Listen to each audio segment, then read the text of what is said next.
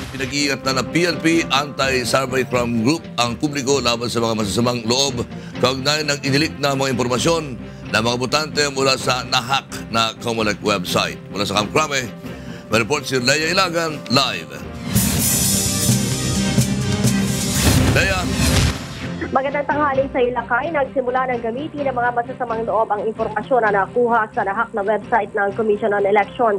Ito'y matapos na isang suspect ang nahuli ng PNP Anti-Cybercrime Group dahil sa kasong identity theft.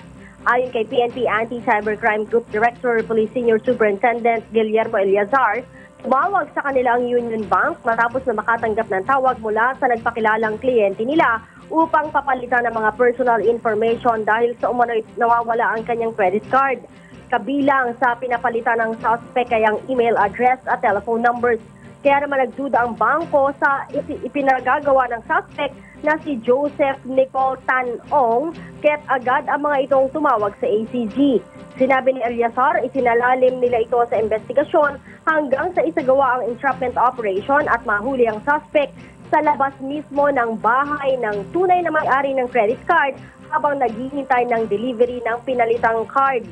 Nagpakita pa ang suspect ng voter's ID at driver's license upang mapatunayan na siya ang may-ari, subalit nahalata ang binagong picture ID nito.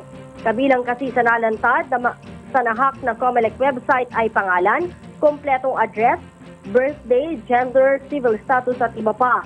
Kaya naman paalala ng ACG sa publiko, maglagay ng strong email passwords at palitan ito regularly.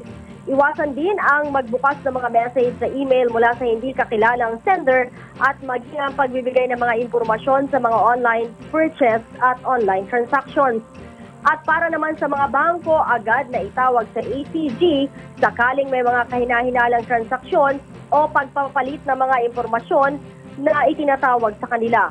Ang suspect na si Ong ay kasalukuyan nakakulong sa ACG Detention Cell na nahaharap sa kasong paglabag sa Republic Act 8484 o Access Device Regulation Act of 1998, Republic Act 10175 o Cybercrime Prevention Act of 2012 at Article 173 ng Revised Penal Code of Falsification of Documents. Balik sa iyo, Lakay.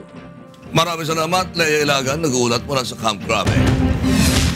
Magbabalik ang UNTV News.